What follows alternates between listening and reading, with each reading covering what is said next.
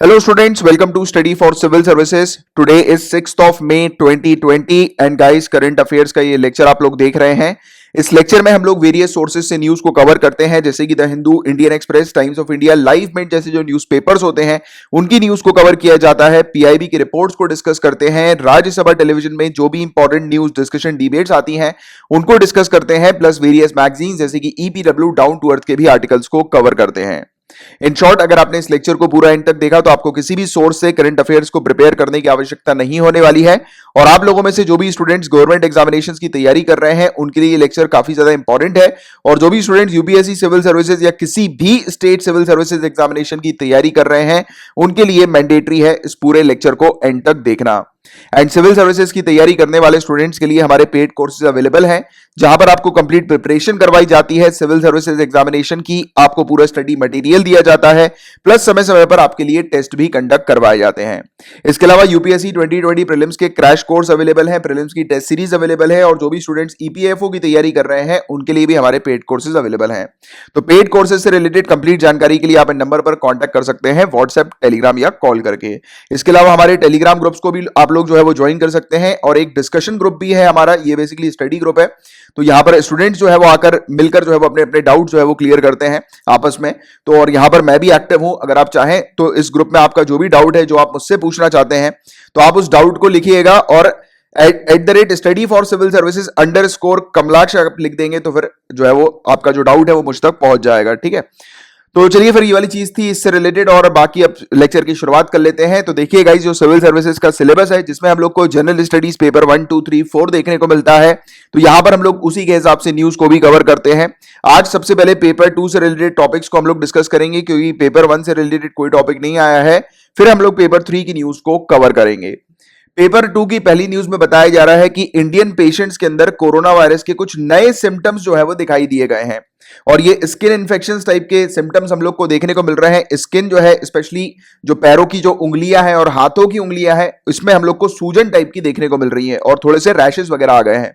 तो इसमें जनरली आप बस ये चीज याद रखो, एक नए सिम्टम में कोविड टो नाम का एक सिम्टम अब हम लोग को देखने को मिल रहा है। बेसिकली कोविड टो एक टर्म है जो कि रिसर्चर ने इस सिम्टम्स को लेकर जो है वो पेश किया है। अब you don't need to remember कि कितने पेशेंट्स में क्या क्या सिम्टम्स देखने को मिले। सिंपल कोविड टो अगर प्रीलिम्स में अगर आ जाए तो you should be able to link कि यार ये कोरोना वायरस के नए सिम्टम्स से रिलेटेड है। ठीक है, अब देखो इसके अलावा एक और चीज आपको याद रखनी है, जैसे कि रिसर्चर इस सिम्टम को स्यूडो चिलब्लेन लेसन से जो है वो लिंक कर रहे हैं। अब ये क्या है गाइस, तो ये एक प्रकार का घाव होता है जो कि वही स्किन में रैशेस टाइप की चीज हम लोग को देखने को मिलती है। ये अक्सर ठंडियों में होता है।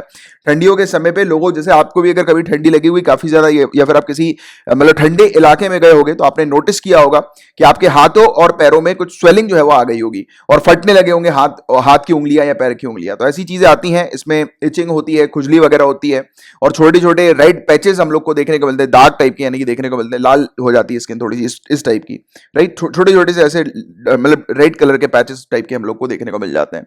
ठीक है, और टोज और फिंगर्स जो होती हैं वो थोड़ी सी स्वेल हो जाती हैं, तो ये चीज हम लोग को यहां पर देखने को मिलती है। तो इस चीज को जो है वो स्यूडो चिलब्लेन लेसन जो है या फिर घाव जो है वो कहा जाता है। ठीक है, तो ये वाली चीज भी आप जनरली याद रखना। इसको कोरोना वायरस के यानी कि जो नए पेशेंट्स जो हम लोग को देखने को मिल रहे हैं, पॉजिटिव जो पेशेंट्स है कोरोना वायरस के, तो उनमें ये नए टाइप के सिम्टम्स जो है वो नजर आ रहे हैं। ठीक है, अभी अभी रिसेंटली तो ये चीज यहां पर बताई गई। और ये चीज होती कब है, जब बताया जाता है कि जो स्मॉल ब्लड वेसल जो है उसमें इन्फ्लेमेशन, सूजन जो है वो आ जाती है, जो कि स्किन के अंदर होती है, और ये ज्यादातर जो है वो कोल्ड एयर के एक्सपोजर में लोगों को हो जाती है, जैसे कि जब ठंडी वाले इलाके में जब लोग बाग जाते हैं तो। और हालांकि अपने आप जो है वो क्लियर हो जाती है, 1 से 3 हफ्ते में अपने आप जो है वो सही हो जाती है, तो इसमें कोई दिक्कत नहीं है। बाकी ये एक नया प्रकार का सिम्टम है, बस ये जनरल वे में आपको याद रखना है, इससे ज्यादा डिटेल में आपको नहीं आना है, क्योंकि इससे ज्यादा डिटेल में ये चीज आपसे नहीं पूछी जाएगी। अब जो नेक्स्ट टॉपिक सामने आ रहा है ये नॉन अलाइंड मूवमेंट का है, तो फटाक से वीडियो को पॉज कीजिए और मेरे इस टॉपिक को एक्सप्लेन करने से पहले नीचे कमेंट बॉक्स पर इसका आंसर लिखकर बताइए कि इन तीनों स्टेटमेंट में से कौन सा स्टेटमेंट करेक्ट है। और ये non aligned movement one of the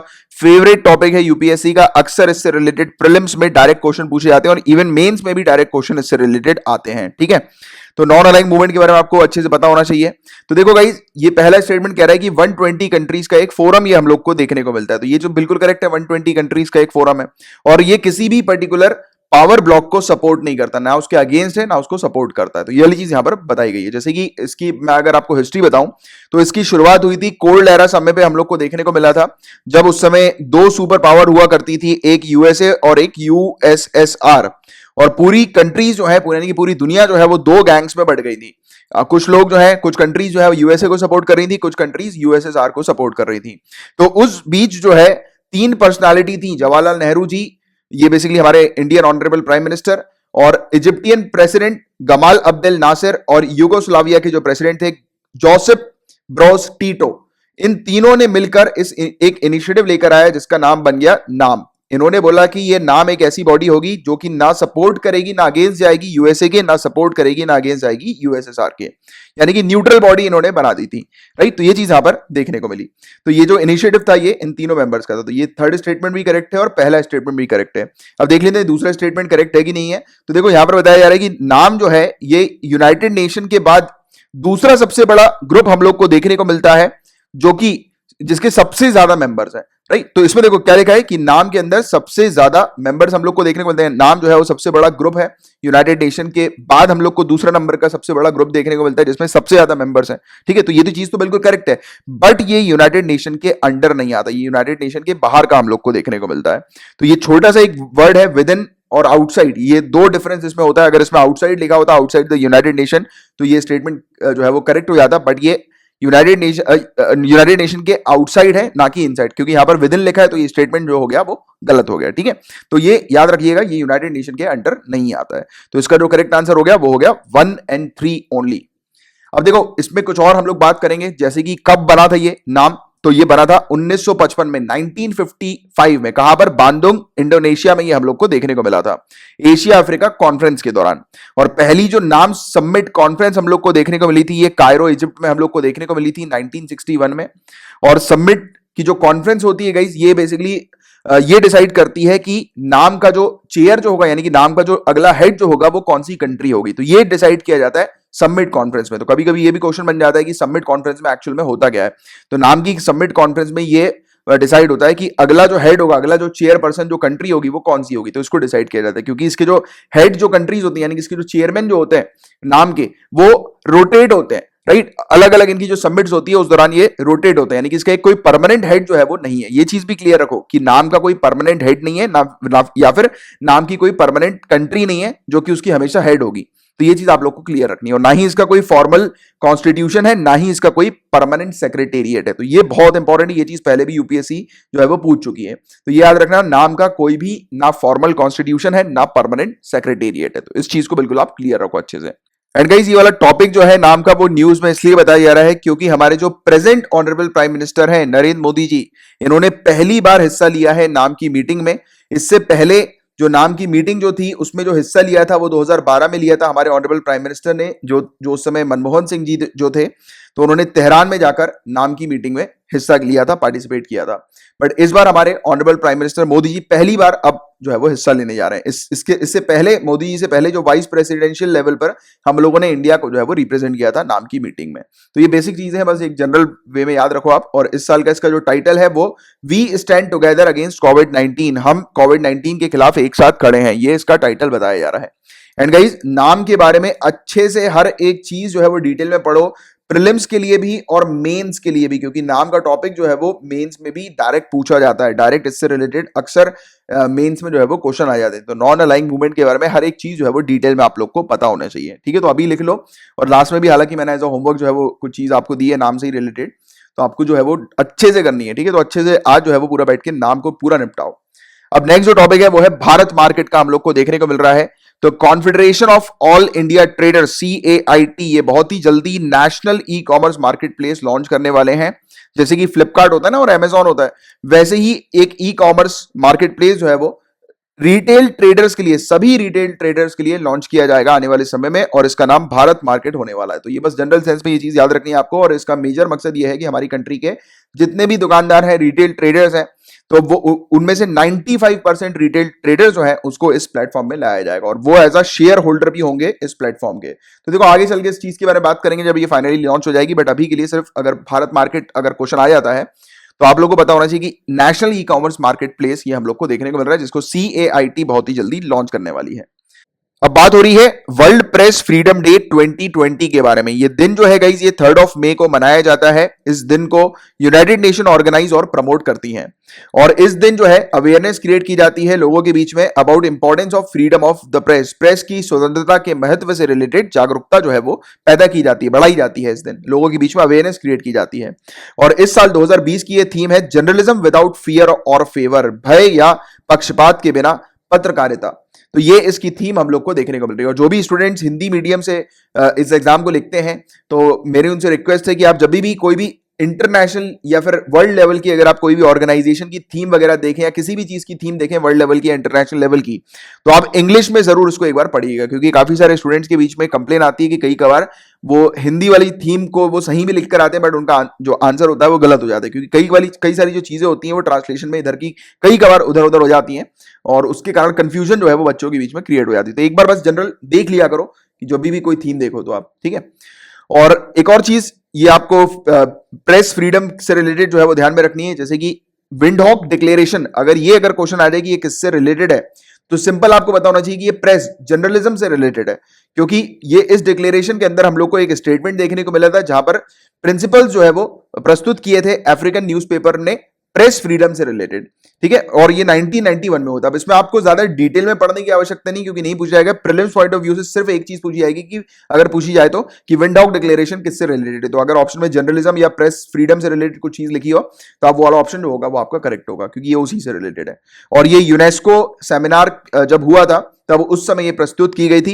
Windhoek के अंदर ही हम लोग को देखने को मिला था, प्रस्तुत की गई थी, और नाम्बिया की कैपिटल विंडहॉक है। और ये 29 अप्रैल टू 3 मई 1991 को प्रस्तुत की गई थी। और इस विंडहॉक डिक्लेरेशन की इंपॉर्टेंस इसलिए ये है क्योंकि 3 मई जो दिन चुना गया है ये वर्ल्ड प्रेस फ्रीडम डे का, तो ये इसी विंडहॉक डिक्लेरेशन के आधार पर चुना गया। तो ये एक आपको मतलब कनेक्शन जो है वो थोड़ा बहुत पता होना चाहिए, क्योंकि देखो कनेक्शन है तो इससे रिलेटेड यूपीएससी अक्सर क्वेश्चन जो है वो कनेक्शन वाली चीजों पे पूछ लेती है।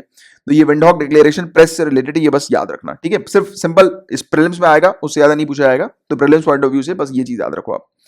अब एक और चीज, अभी कुछ दिनों पहले हम लोग ने वर्ल्ड प्रेस फ्रीडम इंडेक्स 2020 की रिपोर्ट को डिस्कस किया हुआ है। तो जिन बच्चों ने ये वाला टॉपिक नहीं देखा, एक बार जाकर टॉपिक देख लो आप। 24 अप्रैल 2020 के दिन जो है ये टॉपिक मैंने आपको पढ़ाया था, और आप 24 अप्रैल 2020 का आपको लेक्चर मिलेगा हमारे ओनली करंट अफेयर नाम का एक चैनल है यूट्यूब के अंदर।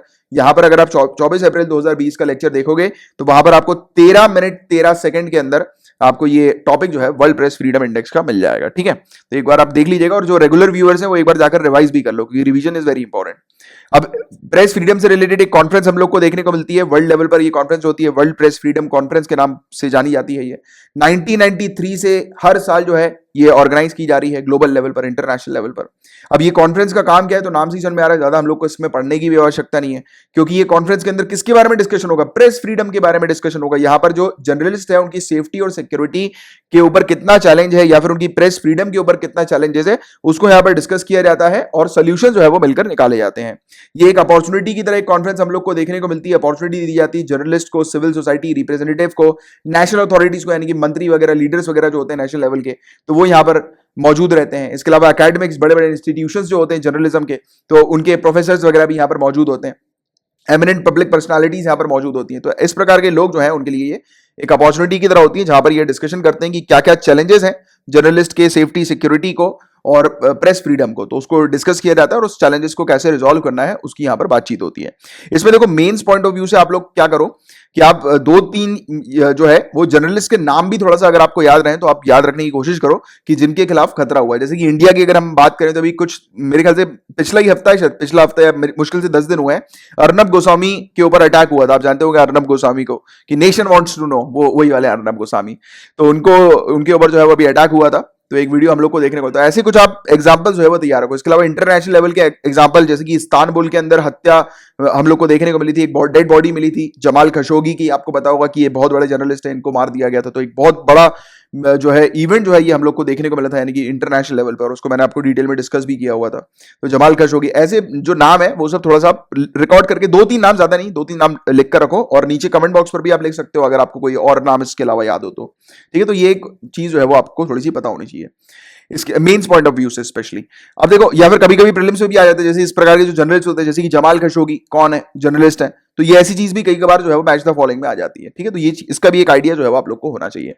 अब देखो, नीदरलैंड्स के अंदर 2020 की ये कॉन्फ्रेंस होने वाली थी, बट अभी नहीं हुई क्योंकि कोरोना वायरस चल रहा है। अब इसको शेड्यूल कर दिया है अक्टूबर 18 से 20 के बीच में, और कहा गया कि इस समय जो सेलिब्रेशन होगा, एक तो वर्ल्ड फ्रीडम डे का सेलिब्रेशन होगा यहां पर इस कॉन्फ्रेंस के दौरान 3 मई को जो आता है, और इसके अलावा 2 नवंबर को एक international day to end impunity for crime against journalist आता है, तो इसका भी होगा, यानी कि जर्नलिस्ट के अगेंस्ट जो क्राइम है उसको खत्म करने का ये इंटरनेशनल डे हम लोग को देखने को मिलता है, जो कि नवंबर 2 को सेलिब्रेट किया जाता है। तो इस कॉन्फ्रेंस में ये दोनों दिन ही जो है वो सेलिब्रेट किए जाएंगे, तो ये एक आइडिया होना चाहिए आपको एक जनरल।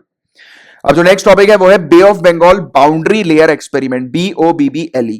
तो देखो, 2 इंस्टीट्यूट है, एक Indian institute of science in Bengaluru IISc Bengaluru, और यूके का एक इंस्टीट्यूट है यूनिवर्सिटी ऑफ ईस्ट एंजेला।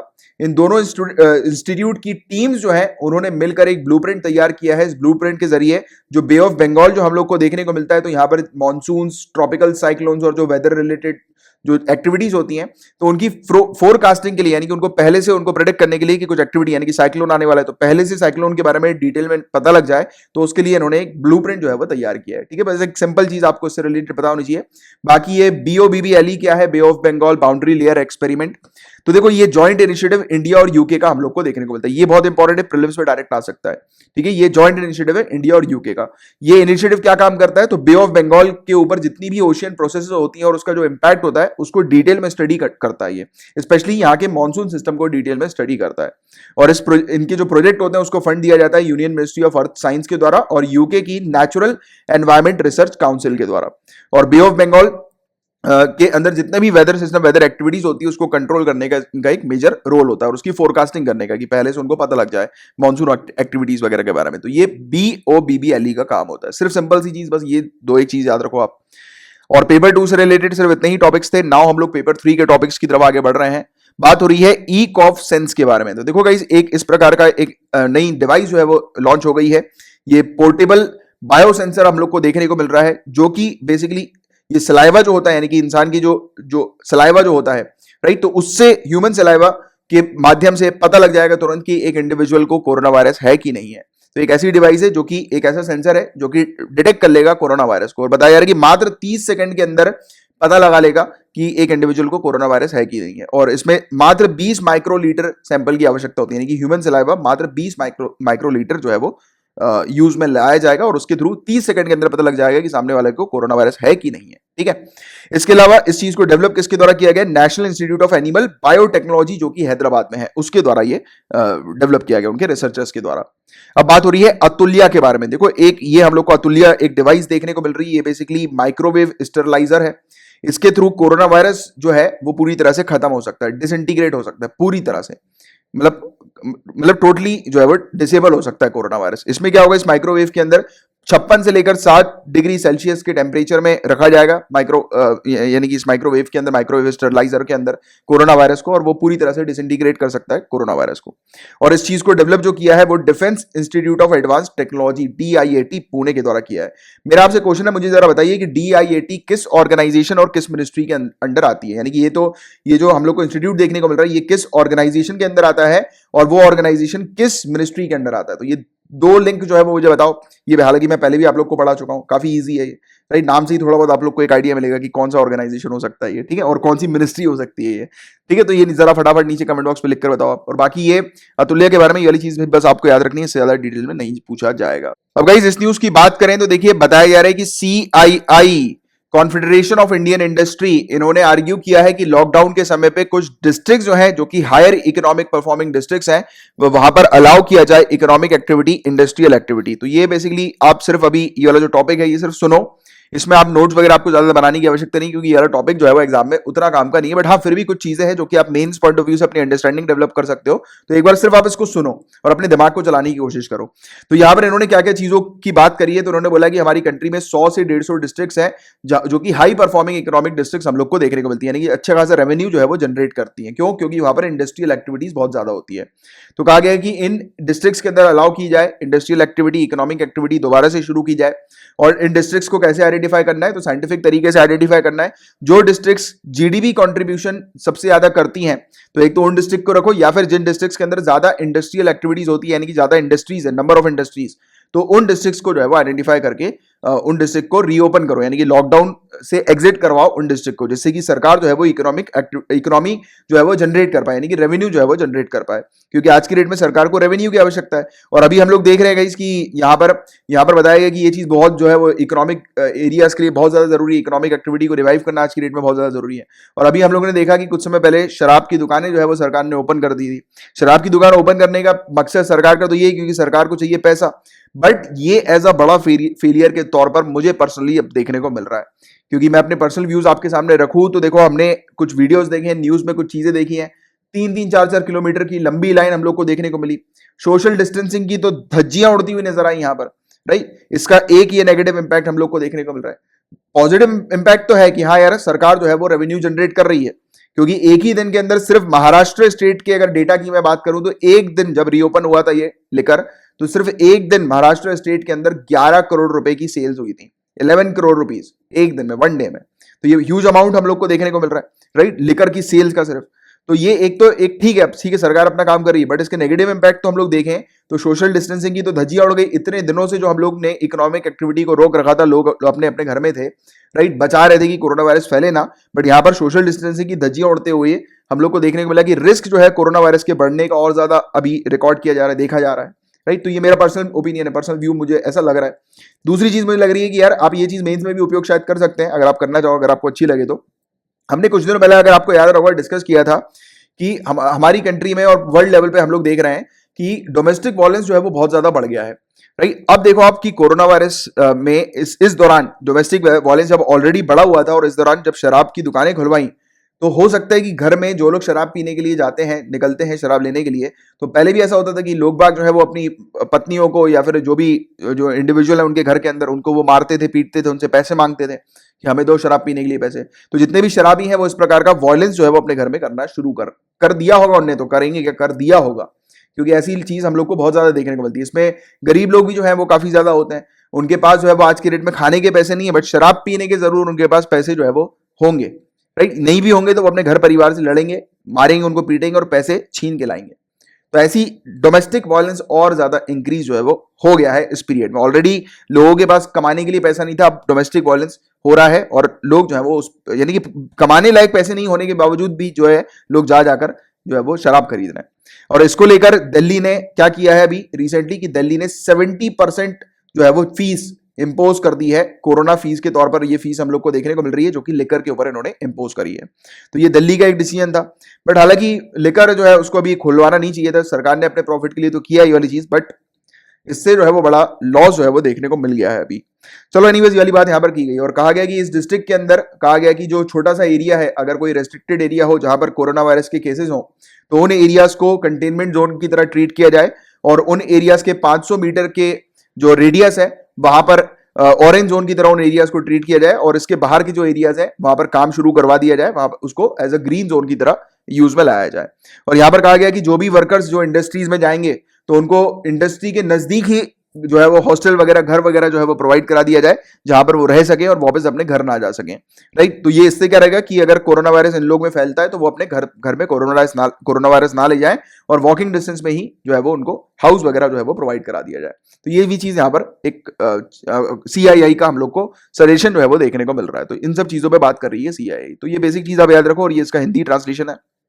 और CII सर्वे को हम लोगों ने अभी कुछ दिनों पहले डिटेल में डिस्कस किया हुआ था 30 अप्रैल 2020 के लेक्चर में। आप 20 मिनट 40 सेकंड पे आप जाओगे तो आपको जो है ये CII का सर्वे जो है वो मिल जाएगा। इसको अच्छे से एक बार पढ़ लेना जिन लोगों ने नहीं पढ़ा है, और जिन लोगों ने ऑलरेडी पढ़ लिया है तो वो एक बार जाकर रिवाइज कर लेना। तो ये हमारे YouTube channel only current affair में आपको मिल जाएगा। अब बात करेंगे कोरोना किलर 100 के बारे में। क्वेश्चन आता है ये क्या है, तो याद रखिएगा ये एक ड्रोन हम लोग को देखने को मिल रहा है, अनमैन्ड एरियल व्हीकल हम लोग को देखने को मिल रहा है, गरुड़ा एरोस्पेस के द्वारा इसको डेवलप किया गया है। तो देखो गाइस, ये जो ड्रोन है ये बेसिकली इसका काम क्या होगा, तो बताया जा रहा है कि जितने भी पब्लिक प्लेस हैं, हॉस्पिटल्स हैं, बड़ी बड़ी बिल्डिंग्स हैं 450 फीट तक की, तो वहां पर ये ड्रोन जो है वो उन एरियाज को सैनिटाइज करेगा। तो ये सैनिटाइजेशन पर्पस के लिए ये ड्रोन जो है वो बताया गया है। और ये ड्रोन जो है इसके अंदर फ्यूल डलेगा, और उस फ्यूल के चलते ये 12 घंटे तक जो है वो काम कर सकता है। तो इसके फायदे भी ये सब हम लोग को देखने को मिल रहे हैं इस ड्रोन वगैरह के, कि इसमें देखो नॉर्मली जो मैनुअल जो पर्सन होता है, जो आपने देखा होगा उसकी पीठ पे जो है वो टंगा रहता है बैग, जिससे कि वो स्प्रे करते रहते हैं और सैनिटाइज करते रहते हैं एरियाज को, तो वो बहुत बहुत स्लो प्रोसेस होती है। बट ये ड्रोन के थ्रू जो है वो प्रोसेस काफी फास्ट हम लोग को देखने को मिल रही है मैनुअल स्प्रेइंग से, और काफी लंबे समय तक हो सकता है, 12 घंटे तक जो है ये ड्रोन ऑपरेट किया जा सकता है। और साथ ही साथ ये काफी ज्यादा सेफ भी है, क्योंकि जो मैनुअल तरीके से जो लोग मतलब सैनिटाइज करते हैं एरियाज को, तो उनको भी कोरोना वायरस होने के खतरे हो जाते हैं। तो अब यहाँ पर ये डिवाइस जब जाएगी, स्टरलाइज करेगी और ये स्प्रे वगैरह करेगी, सैनिटाइज करेगी, तो ऑब्वियस ही बात है कि इस डिवाइस को तो कोरोना वायरस होने के चांस हो ही नहीं सकते हैं। अब देखो यहाँ पर आपके लिए एक क्वेश्चन है, राइट, और क्वेश्चन का एक टास्क है, आप क्या करो, एक ब्लैंक पेपर में नोट्स बनाओ और उस नोट्स में आपको लिखना है कि टेक्नोलॉजी का किस प्रकार से उपयोग किया गया है कोरोना वायरस को रोकने के लिए। इस प्रकार की चीज मेंस में आ जाती है, तो नोट जरा बना के रखो इससे रिलेटेड कि टेक्नोलॉजी किस प्रकार से कोरोना वायरस को रोकने में हेल्प कर रही है, राइट। तो ऐसे नोट्स वगैरह आप तैयार करके रखो। अब गाइस देखो, इस न्यूज में बताया जा रहा है कि 1D सिमुलेशन कोड जो है, ये हमारे जो साइंटिस्ट हैं Indian institute of geo magnetism के, इन्होंने इस कोड को जो है वो डेवलप किया है, और ये जो कोड है ये हमारी धरती के मैग्नेटोस्फीयर को स्टडी करने में हेल्प करेगा। और बताया जा रहा है कि जो मैग्नेटोस्फीयर जो है उसको स्टडी करने के बाद जो है वो हमारे जो फ्यूचर मिशन है उनमें हम लोग को काफी हेल्प मिलने वाली है। कैसे मिलने वाली है? तो देखो, कई बार क्या होता है गाइस, जो सूर्य की जो विंड्स आती हैं, सोलार विंड्स जिसको हम लोग बोलते हैं, ये क्या करते हैं, ये हमारे कई सारे सैटेलाइट्स को जो है वो हार्म करते हैं, राइट। और साथ ही साथ जो हमारे जो मिशन होते हैं यूनिवर्स के, यानी कि स्पेस के जो मिशन हम लोग को देखने को मिलते हैं, तो उसमें काफी जो है प्रॉब्लम जो है वो हम लोग को हो सकती है। क्योंकि अगर हम लोग को ऑलरेडी एडवांस पता लग जाएगा कि सोलार की विंड जो है वो काफी तेजी से आने वाली है और वो अफेक्ट कर सकती है किसी भी पर्टिकुलर हमारी एक्टिविटी को, हमारी सैटेलाइट्स को या किसी भी चीज को, तो उसके लिए हम लोग पहले से प्रिपेयर हो सकेंगे अगर हम लोग को धरती के मैग्नेटोस्फीयर के बारे में अच्छी डिटेल जो है वो पता लग जाएगी। तो यहां पर ये कुछ कोड जो है वो डेवलप किए हैं कंप्यूटर के थ्रू।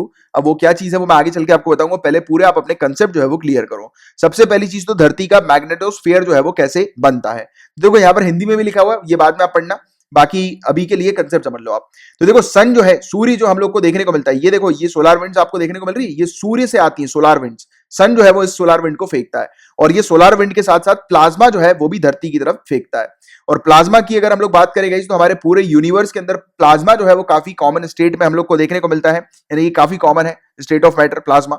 और ये बनता किससे है? आयंस और फ्री इलेक्ट्रॉन्स के गैसेस से हम लोग को देखने को मिलता है, ये बनता है। और आप देखो इस फोटो में आप देखोगे तो ये देखो धरती के आजू बाजू आपको ये कुछ डार्कर एरिया यहाँ पर दिखाई दे रहा होगा, जहां पर मैं अपना कर्सर मूव कर रहा हूं। तो ये जो डार्क एरिया है ये प्लाज्मा स्फीयर हम लोग को देखने को मिलता है, जहां पर धरती के आसपास प्लाज्मा डिपॉजिट हो जाता है। ये कैसे डिपॉजिट होता है? तो ये सोलार विंड के थ्रू, यानी कि सन जो है वो प्लाज्मा को लेकर आता है और धरती के आसपास इसको डिपॉजिट कर देता है। ठीक है, तो ये चीज सिंपल चीज हम लोग ने अभी तक समझी।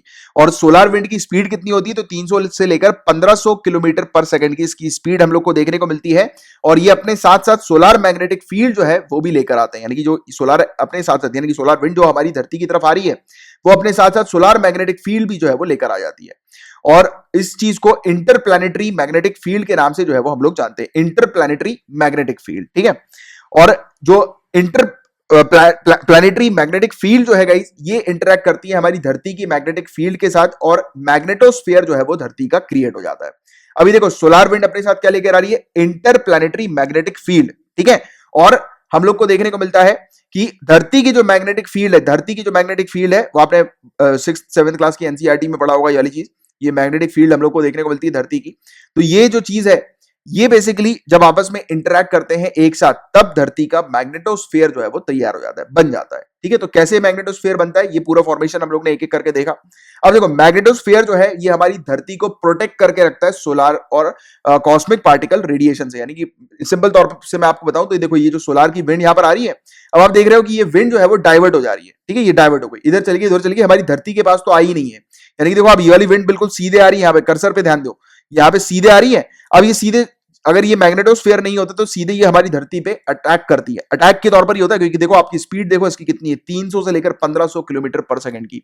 इतनी स्पीड को जो है ये धरती की मैग्नेटोस्फीयर जो है वो डाइवर्ट कर देती है, क्योंकि ये हमारी धरती को बचा के रखती है सोलार विंड से और कॉस्मिक पार्टिकल रेडिएशन से, काफी सारे रेडिएशन से बचा के रखती है।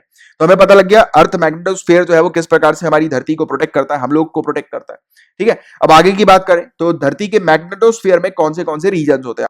अब सिंपल आपको चीजें यहां पर सिर्फ पढ़नी है, देखनी है। तो बो शॉक क्या है? तो गाइस देखो, ये कब बनता है? जब धरती का मैग्नेटोस्फीयर इंटरैक्ट करता है प्लाज्मा के साथ, जैसे कि सोलार विंड्स। तो ये चीज याद रखना, बो शॉक कब बनेगी? जब धरती का जो मैग्नेटोस्फीयर है प्लाज्मा के साथ इंटरैक्ट करेगा, जैसे कि सोलर विंड्स के साथ इंटरैक्ट करेगा, तो बोशॉक बन जाता है, ठीक है। इसके अलावा मैग्नेटो शेल्थ यानी कि एक प्रकार की लेयर होती है जो कि हमारी धरती को प्रोटेक्ट करती है। तो ये कहां पर होती है? तो ये स्पेस के उस रीजन पे होती है जहां पर हम लोग को मैग्नेटोपॉज जो है और बो शॉक जो है वो देखने को मिलता है। आप देखो, आप बो शॉक कहां पर है और मैग्नेटोपॉज कहां पर है, ये आपको इस डायग्राम में दिखाई देगा। ये बो शॉक आपको दिखाई दे रहा है और ये आपको मैग्नेटोपॉज दिखाई दे रहा है। तो ये आपको ब्लू कलर की जो ये लेयर दिखाई दे रही है, तो ये हमारी धरती को देखो प्रोटेक्ट करके रख रही है। पहले तो बो शॉक जो है ये हमारी धरती को प्रोटेक्ट करके रख रहा है। ये बनता है कैसे? मैंने आपको बताया कि धरती की जो मैग्नेटोस्फीयर है और ये सोलार की विंड जैसे कि जो प्लाज्मा, उसके साथ जब ये इंटरैक्ट हो जाता है तब ये वाली लेयर जो है वो बन जाती है। और दूसरी लेयर जो है ये वाली, ये सेकंड लेयर हम लोग को देखने को मिल रही है जो कि है मैग्नेटोपॉज, राइट। तो ये बेसिकली हम लोग को प्रोटेक्ट करके रखते हैं, ठीक है। और ये इसको मैग्नेटो शेल्थ जो है वो कहते हैं हम लोग। और मैग्नेटोपॉज एग्जैक्टली क्या है? तो ये बाउंड्री है, मैंने भी आपको बाउंड्री दिखाई, जो कि हमारी धरती को प्रोटेक्ट करके रखती है। धरती की मैग्नेटिक फील्ड हम लोग को देखने को मिलती है और सोलार विंड से हम लोग को प्रोटेक्ट करके रखती है, ठीक है। ये दोनों चीजों से जो है ये बाउंड्री बन जाती है, इसको मैग्नेटोपॉज कहते हैं। इसके अलावा नदन टेल लोब क्या होता है? तो नदन यानी कि नदन एरिया पे ये टेल लोब हम लोग को देखने को मिल रहा है। आप देखो, आप ये वाला एरिया, ये जो ऊपर इसके आपको येलो वाला एरिया दिख रहा है जहां पर मैं कर्सर घुमा रहा हूं, यहां पर नदन टेल लोब होता है और यहां पर सदर्न टेल लोब होता है। तो ये मैग्नेटो टेल इसको कहते हैं, ये वाले एरिया को, इसके नीचे और उसके ऊपर वाले को। अब इनमें एक डिफरेंस आपको याद रखना है प्रीलिम्स पॉइंट ऑफ व्यू से, कि जो नदर्न टेल लोब जो है ये बेसिकली हम लोग को देखने को मिलता है कि इसका जो टेल होता है, इसकी जो पूंछ होती है, ये धरती की तरफ हम लोग को देखने को मिलती है। इशारा जो है इसकी टेल जो होती है धरती की तरफ पॉइंट करती है, इशारा धरती की तरफ करती है।